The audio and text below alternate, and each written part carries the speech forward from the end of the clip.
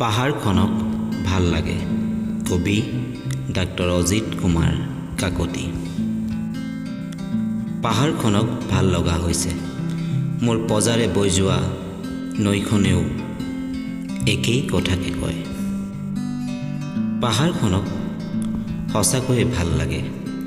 সেয়েহে হয়তো পুৱাৰ বেলিটিয়ে কুঁৱলী ফালি পাহাৰখনক এক টপত চুমা আঁকি গুচি যায় দিনটোৰ বাবে দূৰ দিগন্তলৈ।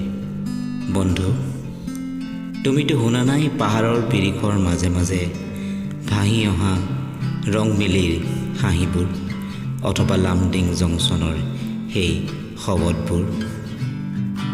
পাহাৰৰ বুকুত এতিয়াও দেখা পাবা নদীৰ বালিত জিলিকি থকা বালিমাহীৰ খোজবোৰ। পাহাৰখনত এখন চহৰ আছে। সন্ধিয়া হ'লে অময়া পৰিণামে চহৰখনৰ বুকুলৈ। দিনটোৰ ব্যস্ততাত চহৰখনেও মাজনিশা শুই পৰে পাহাৰৰ কোলাত। পুৱাতেই আৰ্লেং ডেইলি, ঠেকাৰ, চলাংটো, দৈনিক কাৰ্বি আদি সোমাই পৰেহি কাৰোবাৰ দুহাতৰ মাজত, নতুবা হামখুৰি খাই পৰেহি কাৰোবাৰ চোতালত পাহাৰৰ অজস্ৰ খবৰ লৈ।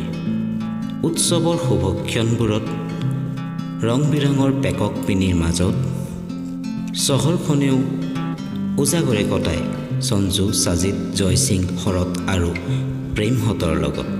এলাং পাং হৰলাং এবাটি ফাককৰ স্বাদে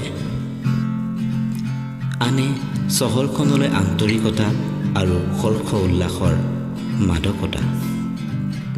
বন্ধু, তুমিও এবাৰ পাহাৰৰ সন্মুখত থিয় হৈ দুহাত দীঘলকৈ মেলি পাহাৰখনক চুবলৈ চেষ্টা কৰা, অথবা দুখোজ আগুৱাই আহি মূৰ গুজি শুই পৰা পাহাৰৰ কোলাত দেখিবা তুমিও ভাল পাই উঠিছা পাহাৰখনক।